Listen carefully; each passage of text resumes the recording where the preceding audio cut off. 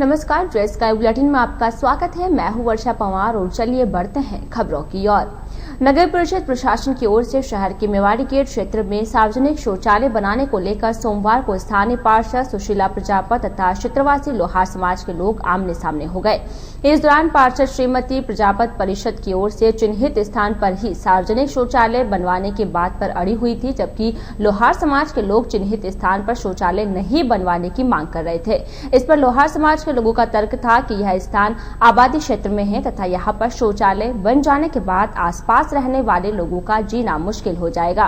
बताया जा रहा है कि इस दौरान मौके पर शौचालय निर्माण के लिए नापचौप करने पहुंची नगर परिषद की टीम वापस लौट गई, लेकिन इस दौरान वहां एक अज्ञात युवक घटनाक्रम की वीडियो रिकॉर्डिंग अपने मोबाइल पर कर रहा था। क्षेत्रवासियों को नजर जब उक्त युवक पर पड़ी तो उन्होंने इसका विरोध किया। मौके पर मौजूद कुछ मीडिया कर्मियों ने भी उक्त युवक से रिकॉर्डिंग करने के उद्देश्य के बारे में पूछताछ की तो वह कोई संतोषजनक जवाब नहीं दे पाया। इस पर क्षेत्रवासियों ने इसकी शिकायत पुलिस को की। शिकायत के बाद मौके पर पहुंचे हेड कांस्टेबल गोपाल सेन ने युवक को पकड़कर थाने ले आए। मालूम हो कि सोमवार को मेवाड़ी गेट क्षेत्र में आमजन के सुविधार्थ सार्वजनिक शौचालय के निर्माण के लिए नापचौप करने के लिए नगर परिषद की एक टीम पहुंची। इस दौरान स्थानीय पार्षद श्रीमती सुशीला प्रजापत भी उपस्थित थी। बिल्कुल मेवाड़ी गेट से सटकर ही सार्वजनिक शौचालय बनाने की जानकारी पर मौके पर एकत्रित हुए लोहार समाज के लोगों ने इस पर ऐतराज जताया तो वहां उपस्थित पार्षद श्रीमती प्रजापत ने इसी स्थान पर शौचालय बनवाने की बात पर अड़ गई, जिसको लेकर क्षेत्रवासी तथा पार्षद आमने सामने हो गए।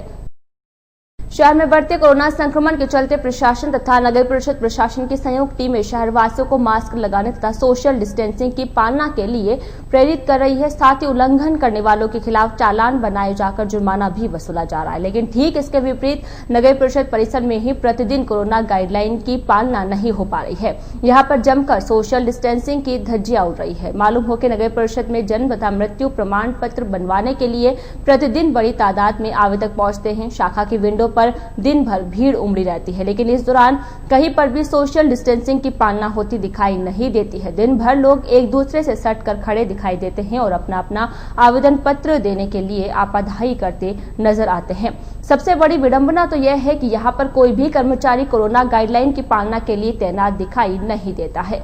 मालूम हो कि नगर परिषद की जन्म मृत्यु प्रमाण पत्र शाखा में प्रतिदिन 30 से 40 लोग पहुंचते हैं। अजमेर डिस्कॉम की ओर से सुरक्षित बिजली सड़क क्रॉसिंग अभियान चलाकर सड़क के ऊपर से गुजर रही विद्युत लाइनों को निगम के मापदंडों के अनुसार ऊंचा किया जाएगा। इसके साथ ही आवश्यकता अनुसार नए पोल लगाकर सड़क क्रॉसिंग कर रही विद्युत लाइनों की गार्डिंग की जाएगी।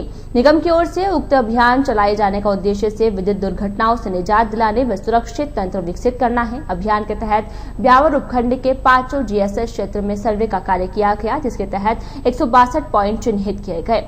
शीघ्र ही इन चिन्हित पॉइंटों की समस्याओं को दूर किया जाएगा। मालूम हो कि गत दिनों बांसवाड़ा विद्युत लाइन टूटने से उसकी चपेट में आने से हुई एक महिला की मृत्यु के बाद सड़क के ऊपर से गुजर रही विद्युत लाइनों पर गार्डिंग करने को लेकर सुरक्षित बिजली सड़क क्रॉसिंग अभियान शुरू किया गया है। अब शीघ्र ही इन चिन्हित स्थानों पर झूलते हुए तारों को ऊपर करना, लाइन क्रॉसिंग वाले स्थानों पर गार्डिंग करना तथा भूतल से कम ऊंचाई वाले तारों को ऊंचा करना सहित अन्य कार्य किए जाएंगे। सभी प्रकार की परेशानियों को दूर हो जाने के बाद संबंधित जीएसएस क्षेत्र के जेएन तथा एएन समस्या समाधान का प्रमाण पत्र डिस्कॉम के उच्च अधिकारियों को प्रेषित करेंगे। मालूम हो कि डिस्कॉम के आदेशों के मुताबिक सुरक्षित बिजली सड़क क्रॉसिंग अभियान के तहत विद्युत अधिनियम 2003 व विद्युत निगम 2005 के अनुरूप सुरक्षा के लिए खतरनाक स्थानों, राष्ट्रीय व राज्य राजमार्ग, स्थानीय कच्ची पक्की सड़क के ऊपर से गुजर रही विद्युत लाइनों का सर्वे कर संवेदनशील स्थानों का चिन्हीकरण कर सुधार कार्य पूर्ण किया जाएगा। शहर में कोरोना संक्रमण काल का ग्राफ बढ़ रहा है। लगातार बढ़ते संक्रमण के बीच उपखंड प्रशासन, नगर परिषद प्रशासन, चिकित्सालय प्रशासन एवं पुलिस विभाग लगातार लोगों को सतर्कता बरतने के लिए निर्देशित कर रहे हैं, जिसका परिणाम है कि सैकड़ों की संख्या में सैंपलिंग के बाद भी पॉजिटिव का आंकड़ा इकाई में सिमट रहा है, जो राहत भरी खबर है। लेकिन सतर्कता एवं सावधानी लगातार रखनी जरूरी है। साथ ही कोरोना गाइडलाइन की पालना करना भी आवश्यक है, जिससे कि कोरोना से बचा जा सके। कोरोना संक्रमण के बीच शहर के लिए लिए प्रतिदिन राहत की खबर है। रविवार को भेजे गए 45 सैंपल्स में से मात्र एक की रिपोर्ट पॉजिटिव आई है, जिसमें से वह एकमात्र महिला रोगी पीपलिया रायपुर क्षेत्र से है। जांच रिपोर्ट के मुताबिक सोमवार को शहरी क्षेत्र से एक भी कोरोना पॉजिटिव नहीं मिला है। एकेएच प्रशासन ने सोमवार को पॉजिटिव पाई गई महिला रोगी को नियमानुसार होम आइसोलेट किया गया, लेकिन दूसरी ओर कोरोना का आंकड़ा बढ़कर 2901 के करीब पहुंच गया है। आंकड़ों पर नजर डालें तो अप्रैल में पॉजिटिव आने का सिलसिला 1 से शुरू हुआ था, जो धीरे धीरे बढ़ता गया।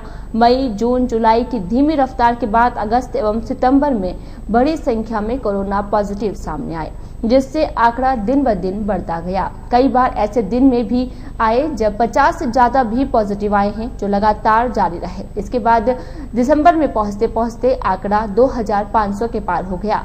हालांकि इसमें केवल ब्यावर शहर ही शामिल नहीं है, बल्कि ब्यावर के आसपास के वृहद ग्रामीण अंचल से आने वाले मरीज भी शामिल है, जिसमें मुख्य रूप से मसूदा उपखंड, रायपुर उपखंड क्षेत्र के भी मरीज। शहर में उपखंड प्रशासन की ओर से कोरोना को लेकर सतत जागरूकता अभियान का आयोजन किया जा रहा है, जिसमें विभिन्न विभागों की संयुक्त टीमें बनाकर आमजन को कोरोना से बचने के लिए सतर्कता बरतने की सलाह दी जा रही है। वहीं मास्क एवं सोशल डिस्टेंसिंग के प्रोटोकॉल की पालना नहीं करने वाले के खिलाफ सख्ती दिखाते हुए चालान की कार्यवाही भी की जा रही है, जिसके सकारात्मक परिणाम सामने आ रहे हैं कि पॉजिटिव की चेन टूट रही है और प्रतिदिन के आंकड़ों में गिरावट आ रही है। रोडवेज प्रबंधन व कर्मचारियों ने बस स्टैंड में वर्षों से व्यर्थ पड़ी भूमि का सदुपयोग किया गया। रोडवेज प्रबंधन ने हाल में कार्यरत कर्मचारियों व भामाशाहों की मदद से उक्त भूमि पर एक गार्डन विकसित किया है। यहाँ पिछले कई सालों से कूड़ा करकट एकत्रित होता रहता था, जिसके कारण बस स्टैंड पर कार्यरत कर्मचारियों व यात्रियों को भी असुविधा होती थी। ब्यावर आगार प्रबंधक रघुराज सिंह के मुताबिक रोडवेज प्रबंधन ने उक्त भूमि पर साफ सफाई करवाकर वहां घास उगाने के साथ ही छायादार व फलदार पौधे भी लगाए हैं। गार्डन के चारों ओर सुरक्षा की दृष्टि से फेंसिंग भी करवाई गई है। गार्डन में बैठने के लिए बेंचें भी लगवाई गई है। आने वाले दिनों में यहाँ कुछ आकर्षण भी होंगे। गौरतलब है कि पूर्व में भी वर्ष 2007 में इस स्थान पर पौधारोपण किया गया था, परंतु देखरेख नहीं हो पाई थी। गार्डन विकसित होने के बाद उक्त स्थान काफी आकर्षक नजर आने लगा है। यात्री गार्डन में शांति से बैठ सकते हैं।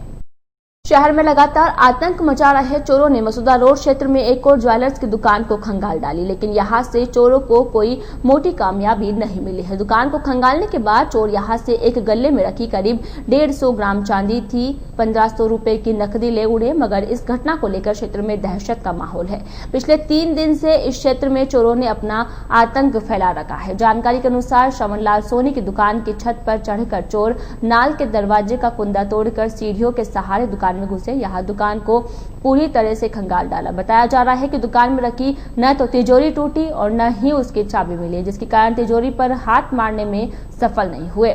मगर जाते जाते उन्हें एक गले में रखी 150 ग्राम चांदी तथा 1500 रुपए की नकदी हाथ लग गई, जिसे वे लेकर चंपत हो गए। घटना की जानकारी रविवार को सुबह दुकानदार द्वारा दुकान खोलने के बाद मिली। सूचना पर सिटी थाना पुलिस ने मौके पर पहुंचकर मौका मुआयना किया है, लेकिन चोरों के बारे में फिलहाल कोई सुराग हाथ नहीं लग पाया है। सर्द ऋतु के साथ बाजार में मौसमी फल एवं सब्जियों की बहार आई हुई है। मौसमी फलों एवं सब्जियों में जहां सेहत के लिए फायदेमंद है, वहीं इससे घर के बजट में भी प्रभाव पड़ा है। विशेष रूप से इन दिनों विजयनगर के अमरूदों की बहार आई हुई है। इन दिनों विजयनगर के स्वादिष्ट व मीठे अमरूद शहर के भगत चौराहे, चांगेर तथा मेगा हाईवे पर बिक रहे हैं। स्वाद में मीठे तथा सुपाच्य विजयनगर को अमरूद आजकल खाने वालों की पहली पसंद बने हुए हैं। सर्दी के फलों में अमरूद ही श्रेष्ठ फलों में शुमार है। विजयनगर के आसपास के क्षेत्रों में बहुतायत से मिलने वाला यह फल स्वास्थ्य के लिए भी काफी गुणकारी होता है। बताया जा रहा है कि अमरूद का नियमित सेवन करने से कब्जे की समस्या में राहत मिलती है। फल के साथ ही अमरूद की पत्तियों का सेवन मुंह के छालों को दूर करने में कारगर होता है। अमरूद का रायता, चटनी, अचार और शेक खाने का स्वाद बढ़ा देते हैं। अमरूद मेटाबॉलिज्म को सही रखता है, जिससे शरीर में कोलेस्ट्रॉल का स्तर नियंत्रित रहता है। अमरूद की तासीर ठंडी होती है। ये पेट की बहुत सी बीमारियों को दूर करने का रामबाण इलाज है। अमरूद के सेवन से कब्जे की समस्या दूर हो जाती है। इसके बीजों का सेवन करना भी स्वास्थ्य के लिए बहुत फायदेमंद होता है। अमरूद में विटामिन सी की पर्याप्त मात्रा होती है, जिससे अनेक बीमारियों में फायदा होता है। इसके अलावा बाजार में इन दिनों केला, अनार, चीकू सहित अन्य फल भी प्रचुरता से उपलब्ध है। इन फलों के भाव भी आजकल आम आदमी के बजट में है, जिसके कारण लोग सेहत के हिसाब से इनकी खरीदारी कर रहे हैं। इसके अलावा बाजार में मौसमी सब्जियां भी बड़ी संख्या में आ रही है, जिसमें मुख्य रूप से फूल गोभी, बैंगन, मूली, गाजर, मेथी तथा मोगरिया आदि सब्जियां बाजार में बिकने के लिए आ रही है, जो लोगों की पसंद बने हुए है।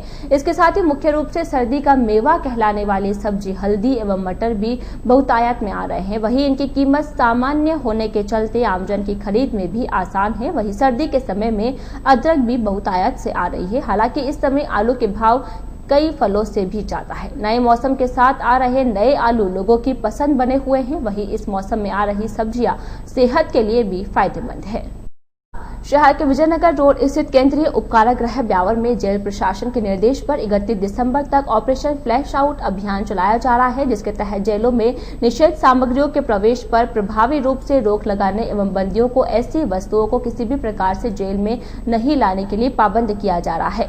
21 नवंबर से शुरू हुए अभियान को प्रभावी रूप से सफल बनाने के लिए रोजाना सुबह, शाम एवं रात के समय जेल की बैरिकों की तलाशी ली जा रही है। जेल प्रभारी सुखराम ने बताया कि जेल महानिदेशक राजीव दासोत के निर्देश पर चलाए जा रहे अभियान के तहत जेल में नशीले पदार्थों की रोकथाम के साथ मोबाइल आदि के लाने पर सख्त पाबंदी लगाने की दिशा में प्रयास किए जा रहे हैं। यही नहीं, बंदियों एवं जेल प्रहरियों की मिली भगती से मोबाइल पर बातचीत करने को भी एक तरह से अवैध माना गया है। इसकी भी बारीकी से जांच पड़ताल की जा रही है। ऐसा पाए जाने पर बंदियों एवं स्टाफ के खिलाफ सख्त कार्रवाई का प्रावधान भी है। जेलर सुखराम ने बताया कि ब्यावर में भी इस अभियान के तहत 21 नवंबर से प्रतिदिन जेल की बैरिकों की तलाशी ली जा रही है। बंदियों को अभियान के बारे में बताया गया है। उन्हें इसके लिए भी पाबंद किया गया है कि जेल में कोई भी बंदी नशीले पदार्थ तथा बीड़ी, सिगरेट, विभिन्न प्रकार के गुटखे आदि का प्रयोग नहीं करे। बाहर से किसी भी प्रकार से कोई मोबाइल आदि जेल में नहीं लाए। जेल स्टाफ से मिली भगत कर कोई बंदी किसी से भी बातचीत नहीं करेंगे। इसके लिए सभी बंदियों को शपथ भी दिलाई गई है। जेलर ने बताया कि फिलहाल इस अभियान के तहत ब्यावर जेल में ऐसा कोई मामला नहीं पकड़ा गया है जिसमें बंदी या फिर स्टाफ के खिलाफ कोई कार्रवाई करने की नौबत आए। सोमवार को भी बैरिकों की तलाशी ली गई है, जिसमें किसी भी प्रकार की कोई नशीली वस्तु या फिर मोबाइल आदि नहीं मिला है। जेल महानिदेशक श्रीमान राजीव दासोत साहब द्वारा 21 नवंबर से 31 दिसंबर तक जेलों में ऑपरेशन फ्लश आउट के नाम से एक अभियान चलाया गया है, जिसमें जेलों में निषिद्ध सामग्री की उपलब्धता तथा उसकी पहुंच को रोकने के लिए एक अभियान है, जिसमें निषिद्ध सामग्री जैसे मोबाइल है, बीड़ी, जर्दा या अन्य प्रकार का कोई भी नशा, इसको रोकने के लिए लगातार तलाशी सुबह शाम, दिन में भी, रात में भी इस तरह की तलाशियाँ ली जा रही है। तथा अगर कोई कर्मचारी इसमें इन्वॉल्व है या सुविधाएं दे रहा है तो वो भी अगर सामने आता है तो कड़ी अनुशासनात्मक कार्रवाई की जाएगी। शहर के विजयनगर रोड स्थित केंद्रीय उपकारागृह में बंद बंदियों को भी अब पीने के लिए बीसलपुर का मीठा पानी उपलब्ध होने लग गया है। बीसलपुर का कनेक्शन होने के बाद जेल में पेयजल की समस्या समाप्त हो गई है, जिससे बंदियों एवं स्टाफ को काफी राहत मिली है। जेलर सुखराम ने इस मामले में उपखंड प्रशासन सहित भामाशाहों के प्रति कृतज्ञता प्रकट की है। जेलर सुखराम ने बताया कि पिछले दिनों उपखंड अधिकारी श्वेता चौहान के निरीक्षण के बाद जेल में बंदियों ने पीने के पानी की समस्या रखी थी। बताया गया है कि एसडीएम चौहान ने भी उक्त समस्या को गंभीरता से लेते हुए बीसलपुर परियोजना के अधिकारियों से चर्चा की तथा समस्या के समाधान पर जोर दिया था, लेकिन इससे लिए मुख्य मार्ग से जेल परिसर तक तकरीबन 500 मीटर लंबी पाइपलाइन डालने की समस्या आ रही थी। ऐसे में एसडीएम चौहान की पहल पर शहर के कुछ भामाशाहों ने समस्या के निराकरण का बीड़ा उठाया और 500 मीटर लंबी लाइन मुख्य मार्ग से जेल परिसर तक डलवाई, जिसमें जेलर सुखराम की पहल भी काफी सराहनीय रही। पाइपलाइन डालने के बाद जेल को लाइन से कनेक्शन दिया गया, जिसके बाद अब जेल में बीसलपुर के पानी की सप्लाई शुरू हो गई है। मालूम हो कि अब तक बंदियों को जेल में लगी ट्यूबवेल का पानी मिल रहा था, जो पूरी तरह से मीठा नहीं था। गर्मी के मौसम में हर बार ट्यूबवेल में पानी का स्तर कम हो जाने के कारण बंदियों को पीने के लिए भी पर्याप्त पानी नहीं मिल रहा था। कई बार टैंकरों के जरिए पानी की आपूर्ति करनी पड़ रही थी। समस्या निराकरण एवं बंदियों के लिए दिए गए सहयोग के लिए जेलर सुखराम ने भामाशाहों समीर खान तथा जसवंत बाना के प्रति कृतज्ञता प्रकट की है। कारागृह में पेयजल पानी की समस्या थी, इसके लिए भामाशाहों के सहयोग से और प्रशासनिक अधिकारियों, जलदाय विभाग के अधिकारियों के सहयोग से बिशलपुर पाइपलाइन का यहाँ पे कनेक्शन करवाया गया है, जो प्रतिदिन 7-8 घंटे सप्लाई हो सकेगी। पानी की व्यवस्था पहले भी थी, लेकिन यहाँ परिसर में ही ट्यूबवेल थी जिसका पानी पीने लायक नहीं था, फ्लोराइड की मात्रा ज़्यादा थी, इसलिए पेयजल की काफ़ी समस्या थी। बिशलपुर कनेक्शन होने से काफ़ी राहत मिलेगी। शहर में उपखंड अधिकारी श्वेता चौहान की पहल से एसडीएम कार्यालय में स्थापित किया गया मास्क बैंक कोरोना संक्रमण से बचाव के लिए आमजन हेतु वरदान साबित हो रहा है। मास्क बैंक में अब तक भामाशाहों के सहयोग से करीब 48,000 मास्क जमा हो चुके हैं। इन मास्क को आमजन को वितरित भी किया जा रहा है ताकि आमजन को कोरोना संक्रमण से बचाया जा सके। सोमवार को शिक्षा विभाग कर्मचारी संघ बीकानेर शाखा की ओर से नो मास्क नो एंट्री अभियान में सहयोग करते हुए करीब 600 मास्क भेंट किए गए। इस दौरान ब्यावर शाखा अध्यक्ष सुरेंद्र कोठारी, सहायक प्रशासनिक अधिकारी जिलाध्यक्ष वर्धमान जैन, श्रीमती निधि जैन, पुष्कर नारायण अरोड़ा, गोपाल सिंह, मनीष फुलवाड़ी तथा खेमराज कटारिया आदि उपस्थित थे। कोविड प्रभारी शलभ टंडन ने बताया कि ब्यावर शहर का नवाचार मास्क बैंक जरूरतमंदों के लिए वरदान साबित हो रहा है। कई समाजसेवी, भामाशाह तथा दानदाताओं की ओर से लगभग 48,000 मास्क अब तक मास्क बैंक में जमा कराए जा चुके हैं, जिनका उपयोग जरूरतमंद एवं गरीब परिवार के सदस्यों के लिए वितरण कार्यक्रम के दौरान किया जा रहा है। कोरोना संक्रमण से बचाव के लिए उपखंड प्रशासन की ओर से चलाए जा रहे नो मास्क नो एंट्री अभियान के तहत सोमवार को मास्क अप कैंपेन समझाइश कार्यक्रम का शुभारंभ तहसील कार्यालय से किया गया। इस दौरान एक रैली भी निकाली गई। रैली को तहसीलदार रमेश चंद्र बहेड़िया तथा नगर परिषद आयुक्त झब्बर सिंह ने हरी झंडी दिखाकर रवाना किया। तहसील कार्यालय से शुरू हुई रैली अजमेरी गेट, फतेहपुरिया चौपड़, महादेव छतरी, एकता सर्किल, महावीर बाजार, पून बाजार से होते हुए मेवाड़ी गेट पहुंची। मार्ग में रैली में शामिल कार्मिक आमजन को कोरोना संक्रमण की जानकारी देते हुए बचाव हेतु सरकारी गाइडलाइन की पालना करने, मास्क लगाने, सोशल डिस्टेंसिंग के साथ साथ यातायात नियमों की पालना करने हेतु आमजन से अपील की। इस दौरान नगर परिषद के कर्मचारियों ने रास्ते में हाट ठेले सहित दुकानों के आगे सामान रखकर किए गए अस्थायी अतिक्रमणों को भी हटवाया। इस दौरान फ्लाइंग दल सदस्य कल्याणवल सोनेल ने नागरिकों से कोरोना गाइडलाइन का पालन करने का संदेश दिया। कैंपेन के दौरान करीब 550 मास्क आमजन को वितरित किए गए। साथ ही 100 से अधिक वाहनों पर कोरोना जागरूकता संदेश लिखे स्टिकर चिपकाए गए। रैली के दौरान नगर परिषद आयुक्त झब्बर सिंह ने शहरवासियों का आभार व्यक्त करते हुए कहा कि कोरोना की लड़ाई अभी खत्म नहीं हुई है, जंग अभी भी जारी है, इसलिए सभी सावधानी रखते हुए सतर्क रहे, मास्क पहनकर ही घर से बाहर निकले। कार्यक्रम में सफाई जमादार रवि सांगेला, रोबिन धारू, नीरज तर्क, चेतन भोया, युधिष्ठिर गुजराती, राकेश परियार, लक्ष्मण तेजी, पुलिस विभाग के हेड कांस्टेबल गोपाल लाल, शैतान सिंह, दयाराम, प्रेरणा फाउंडेशन ब्यावर के डॉक्टर चेतन सेन तथा दिव्यांग सेवा समिति के पप्पू पहलवान आदि ने उपस्थित होकर अपना सहयोग प्रदान किया। शहरी क्षेत्र में बढ़ते अस्थायी अतिक्रमण तथा बिगड़ती यातायात व्यवस्था तो सुचारू बनाए रखने के लिए नगर परिषद प्रशासन की ओर से कवायद शुरू की जा रही है। परिषद ने उक्त समस्या के समाधान के लिए शहरी क्षेत्र में दुकानों के आगे व्हाइट लाइनें करवाने का निर्णय लिया है ताकि इस लाइन के आगे किसी भी प्रकार का कोई सामान नहीं रखा जा सके और कोई वाहन खड़ा किया जा सके। नगर परिषद की ओर से शुरू की जा रही इस कवायद के बाद पाली बाजार क्षेत्र में अस्थायी अतिक्रमण की समस्या से निजात मिलेगी और बिगड़ती यातायात व्यवस्था में भी सुधार होगा, जिससे आमजन को होने वाली परेशानियों से निजात मिलेगी। नगर परिषद प्रशासन की ओर से शुरू किए जा रहे इस प्रयास को अमली जामा पहनाने के लिए सोमवार को नगर परिषद सभापति नरेश कनौजिया ने परिषद जेएन चिराग गोयल तथा सफाई जमादारों के साथ बाजार का निरीक्षण किया। निरीक्षण के दौरान सभापति ने मौका मुआयना करते हुए जेएन गोयल के साथ इस कवायद को लेकर तथा कवायद को अमली जामा पहनाने हेतु चर्चा की। निरीक्षण के दौरान सभापति कनौजिया ने सफाई कर्मचारियों को भी निर्देशित किया कि वे अपनी ड्यूटी समय में नियमों की अवहेलना करते हुए इधर उधर वाहन खड़े करने वालों तथा हाट ठेले वालों के चालान बनाते हुए नियमानुसार जुर्माना भी वसूले। मालूम हो कि वर्तमान में शहर के पाली बाजार में नियम कायदों को ताक में रखते हुए दुकानदार अपनी मनमर्जी से दुकानों के आगे सामान रखकर अस्थायी अतिक्रमण कर लेते हैं और ऊपर से सामान खरीदने वाले अपने वाहन खड़े कर देते हैं, जिसके कारण आवागमन बाधित हो जाता है।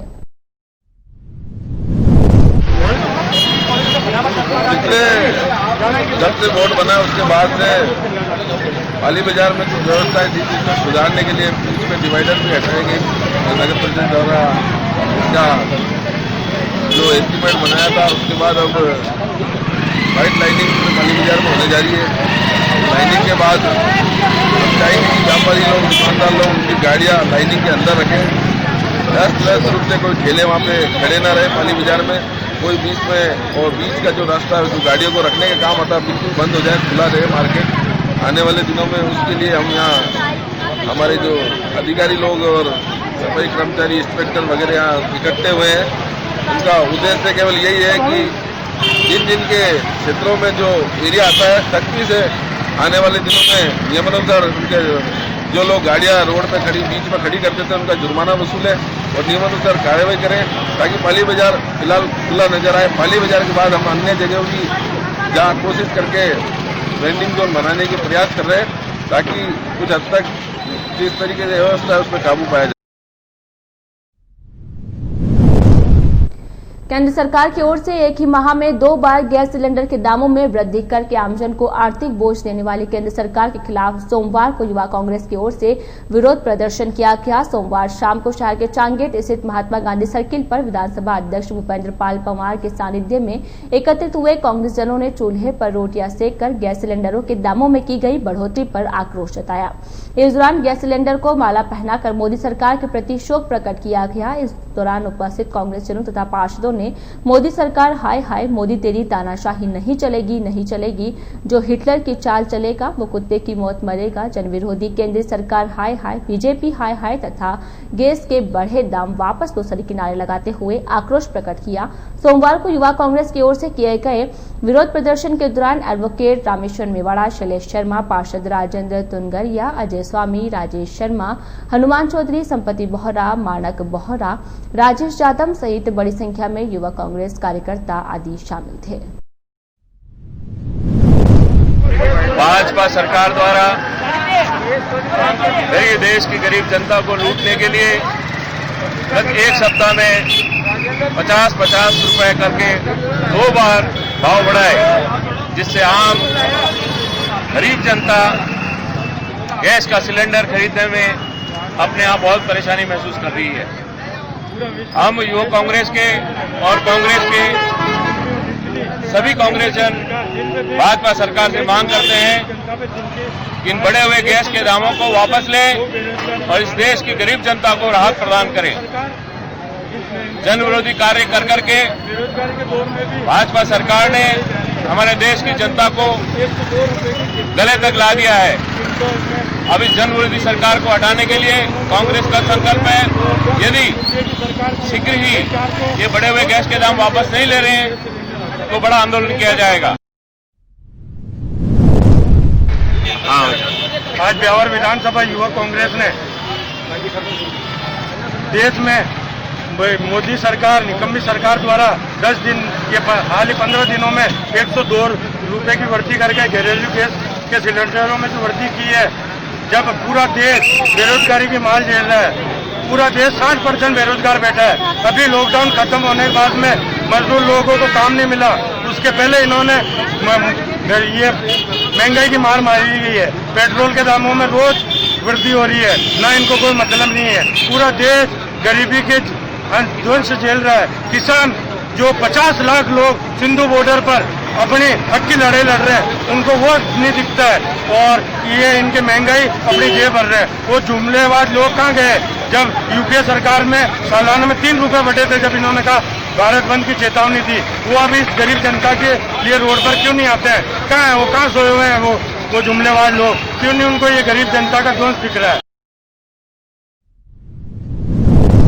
नगर परिषद सभापति नरेश कनौजिया ने सोमवार को शहर के डिग्गी मोहल्ला चुन पहचान गली स्थित एमआरएफ सेंटर का अवलोकन किया। अवलोकन के दौरान सेंटर का निरीक्षण करते हुए सभापति ने सेंटर अधिकारियों से कचरे के निस्तारण को लेकर चर्चा की। एमआरएफ सेंटर पर एकत्रित होने वाले कचरे के स्थायी निस्तारण के लिए अब गीले कचरे तथा प्लास्टिक कचरे को अलग अलग किया जाएगा। कचरे को अलग अलग करने के बाद गीले कचरे से खाद बनाई जाएगी। गीले कचरे से बनी खाद को बेचा जाएगा। सबसे पहले खाद वन विभाग को दी जाएगी। इसके बाद उक्त खाद को कोई भी किसान तथा गार्डन मालिक खरीद सकेंगे ताकि उसका उपयोग फसल में तथा अपने बगीचे के पेड़ पौधों के लिए कर सके। इसी प्रकार प्लास्टिक कचरे के बड़े बड़े गट्ठर बनाए जाएंगे जिनका उपयोग भी आवश्यकता अनुसार किया जा सकेगा। नगर परिषद की ओर से किए जा रहे इस प्रयास के बाद MRF सेंटर पर एकत्रित होने वाले कचरे का निष्पादन भी किया जा सकेगा तथा नगर परिषद को राजस्व भी मिलेगा।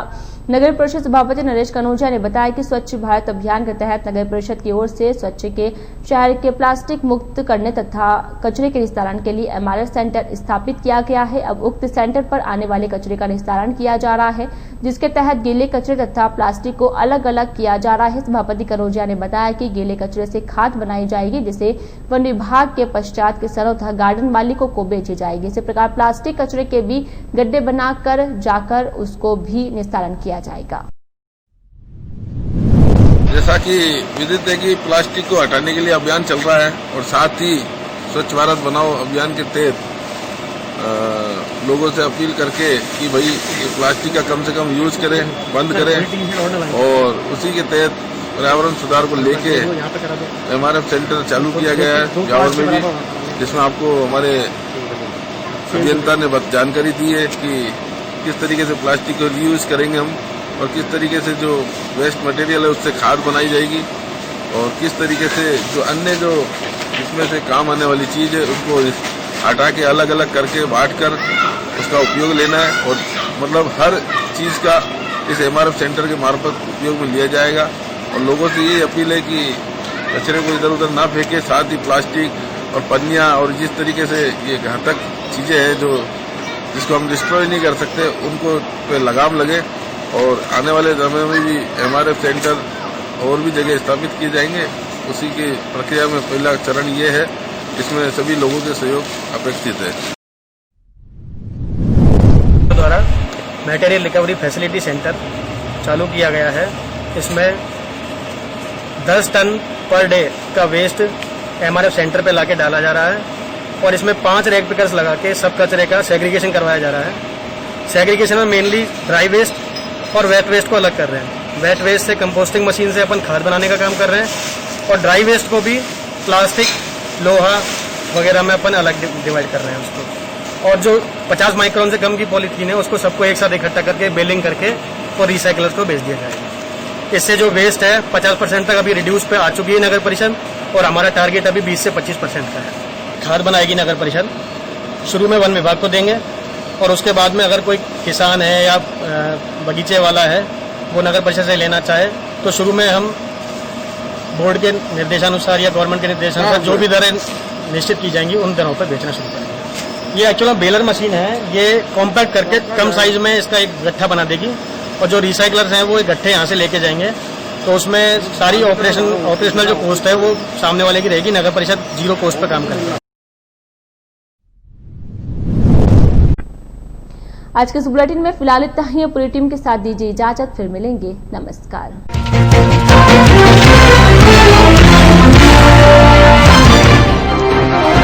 भिवाड़ी गेट पर शौचालय बनवाने को लेकर पार्षद तथा क्षेत्रवासी हुए आमने सामने। घटना के दौरान वीडियोग्राफी करने वाला चढ़ा पुलिस के हत्थे।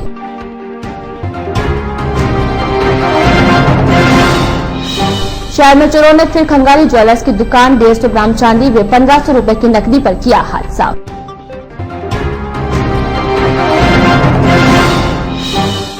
देश में बढ़ते गैस सिलेंडरों के दामों पर युवा कांग्रेस ने जताया आक्रोश। चूल्हे पर रोटियां सेक कर मोदी सरकार के खिलाफ की नारेबाजी।